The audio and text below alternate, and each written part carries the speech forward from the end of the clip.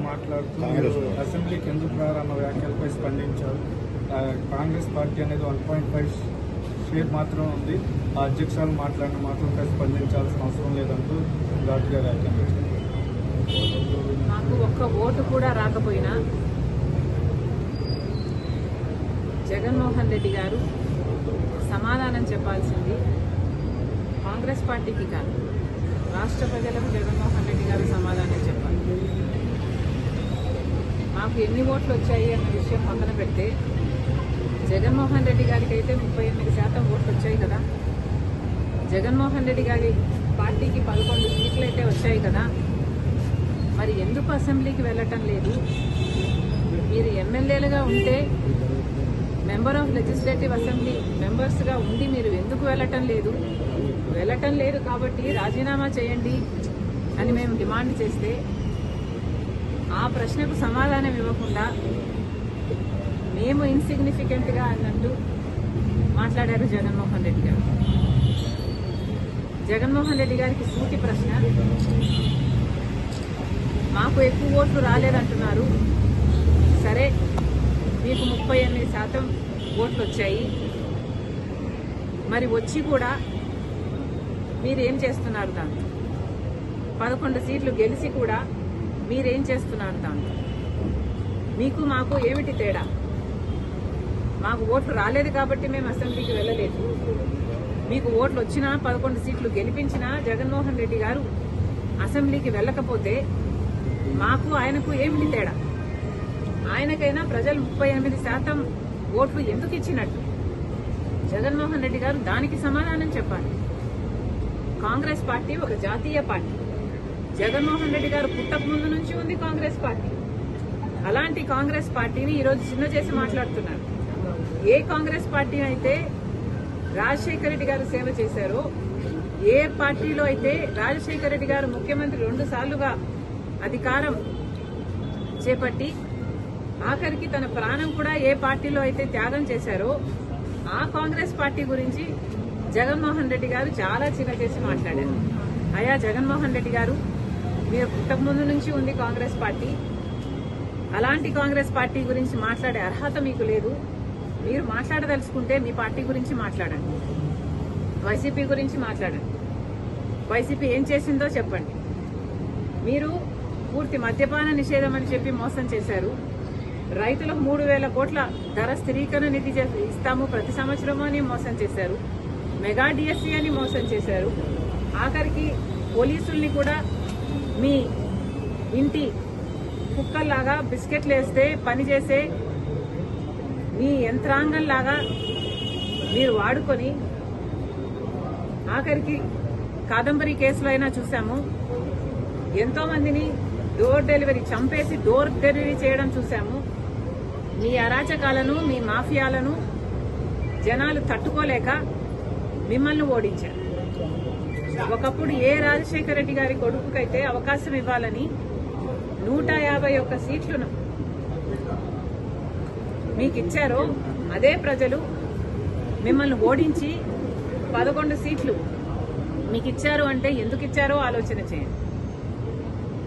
ఆ 11 సీట్లు కూడా మీరు గెలిచిన ఎమ్మెల్యేలుగా ఉండి మీరు ఎమ్మెల్యేలుగా అసెంబ్లీకి వెళ్ళకపోతే మీరు ఎందుకు గెలిచారో ఆలోచన చేయండి.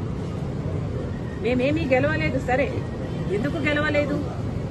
ఎందుకంటే ఈసారి ప్రజలు చాలా డిసిసివ్ గా ప్రభుత్వాన్ని మార్చాలి అన్న ఉద్దేశంతో ఓట్లేశారు కాబట్టి మాకు ఓట్లు పడలేదు.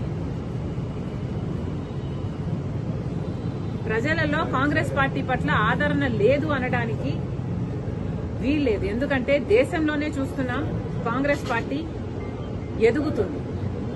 కాంగ్రెస్ పార్టీ ఓడిపోకుండా వల్ల వచ్చే మాటలేవి.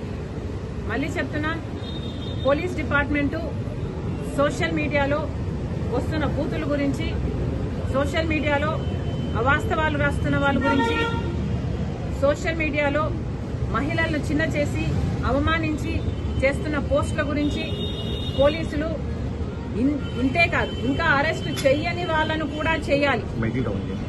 చెయ్యని వాళ్ళను కూడా చేయాలి. ఏ పార్టీకి సంబంధించినా పర్వాలేదు.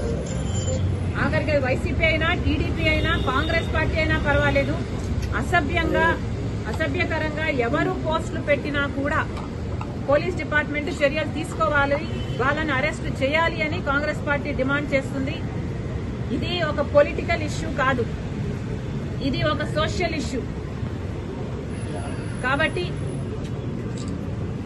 సోషల్ ఇష్యూగా దీన్ని పరిగణలోకి తీసుకొని పాలిటిక్స్ కు అతీతంగా సోషల్ మీడియాలో అసభ్యకరంగా ఎవరు ఏ పోస్టులు చేసినా, ఏ కమెంట్లు చేసినా కూడా పోలీసు వాళ్ళు యాక్షన్లు తీసుకోవాలి. గతంలో చేసిన కమెంట్లకు కూడా ఎవరు ఎంత క్షమాపణలు అడిగినా కూడా ఇది క్షమించరాని నేరం. సోషల్ మీడియాలో నిజంగా చాలా బూతులు, తిట్లు, అసలు లిమిట్ లేకుండా పోయింది. కాబట్టి ఎవరు ఎంత ప్రాధేయపడినా మమ్మల్ని క్షమించండి అని సోషల్ మీడియాలో వేడుకుంటున్నా, ఎవరైతే బూతులు పెట్టారో వాళ్ళ మీద తప్పకుండా యాక్షన్ తీసుకోవాలి. ఇది ఒక పొలిటికల్ ఇష్యూ కాదు, సోషల్ ఇష్యూగా చూడాలని మరొకసారి పోలీసుల్ని మీరు చేస్తున్న పనికి అభినందిస్తూ కాంగ్రెస్ పార్టీ డిమాండ్ చేస్తుంది. కాంగ్రెస్ పార్టీ పట్ల ఆదరణ లేదు అనడానికి వీల్లేదు. ఎందుకంటే దేశంలోనే చూస్తున్నాం, కాంగ్రెస్ పార్టీ ఎదుగుతుంది. కాంగ్రెస్ పార్టీ ఓడిపోకుండా కంటిన్యూస్ గా అధికారంలోకి వచ్చునుంటే మన రాష్ట్రానికి 10 సంవత్సరాల కిందే ప్రత్యేక హోదా వచ్చేది. దాదాపు 1,50,000 కోట్లు విలువ చేసే విభజన హామీలు అన్ని కాంగ్రెస్ పార్టీ నెరవేర్చుండే. దురదృష్టం కాంగ్రెస్ పార్టీ రాలేదు. ఈసారి కూడా కాంగ్రెస్ పార్టీకి ఓట్లు ఎందుకు పడలేదు అంటే మీ పుణ్యమే. కాంగ్రెస్ పార్టీ కేవలం ఇంత డెసిసివ్ గా ఓట్లు ఎలక్షన్లు జరిగాయి కాబట్టే మిమ్మల్ని అధికారంలోంచి దించడానికి ప్రజలు నిర్ణయించుకున్నారు. కాబట్టే ఈసారి చంద్రబాబు గారికి ఓట్లేసి గెలిపించారు. కాంగ్రెస్ పార్టీకి అభిమానులు లేక కాదు. మళ్లీ చెప్తున్నాం, జగన్మోహన్ రెడ్డి గారు నిన్న ఏదైతే బడ్జెట్ మీద ప్రెస్ మీట్ పెట్టి చెప్పారో వాస్తవానికి అది అసెంబ్లీలో ఫ్లోర్ ఆఫ్ ద హౌస్ మీద జగన్మోహన్ రెడ్డి గారు మాట్లాడాల్సిన విషయాలు. మరి జగన్మోహన్ రెడ్డి గారు అసెంబ్లీలో మాట్లాడకుండా ప్రెస్ మీట్ లో చెప్తే మేము అంతకంటే ముందు అంతకంటే బాగా ప్రెస్ మీట్ పెట్టి చెప్పాం బడ్జెట్ గురించి. మరి మాకు జగన్మోహన్ రెడ్డి గారికి ఏమిటి తేడా? ఓట్లేసి గెలిపించారు, మీకు 38% ఉంది అని గొప్పలు చెప్పుకుంటున్నారే, అది కూడా ఉండేటట్టు మిగుల్చుకునేటట్టు మీరు వ్యవహరించటం లేదు, ప్రవర్తించటం లేదు. మళ్లీ జగన్మోహన్ రెడ్డి గారికి చెప్తున్నాం, ఇన్సిగ్నిఫికెంట్ పార్టీ మాది కాదు, ఇన్సిగ్నిఫికెంట్ పార్టీ మీది, వైసీపీది. వైఎస్ఆర్ లేని వైసీపీది, ప్రజాక్షేమం లేని వైసీపీ. మళ్లీ చెప్తున్నాం, వైసీపీ లీడర్లకు, జగన్మోహన్ రెడ్డి గారికి, మీరు మెంబర్స్ ఆఫ్ లెజిస్లేటివ్ అసెంబ్లీ, అందుకనే ప్రజలు మిమ్మల్ని గెలిపించారు. మీకు అసెంబ్లీకి పోయే ధైర్యం లేకపోతే రాజీనామాలు చేయండి. రాజీనామాలు చేసి మళ్లీ కావాలంటే రెఫరాండంకి ప్రజల దగ్గరికి వెళ్ళండి. రెఫరాండం కోసం ప్రజల్ని అడగండి. మీరు గెలిపించినా మేము అసెంబ్లీకి వెళ్ళము అని చెప్పి రెఫరాండంకి వెళ్ళండి. అప్పుడు మీరు గెలుస్తారో లేదో, ఇన్సిగ్నిఫికెంట్ పార్టీ ఎవరిదో, అప్పుడు ఇంపార్టెంట్ పార్టీ ఎవరిదో, ప్రజలు ఏం నిర్ణయిస్తారో అప్పుడు కదా తెలియదు. సిగ్గుండాలి కదా. మెంబర్స్ ఆఫ్ లెజిస్లేటివ్ అసెంబ్లీ అయ్యుండి మీరు అసెంబ్లీకి పోము అంటే మూర్ఖత్వం కాకపోతే ఏమిటండి ఇది?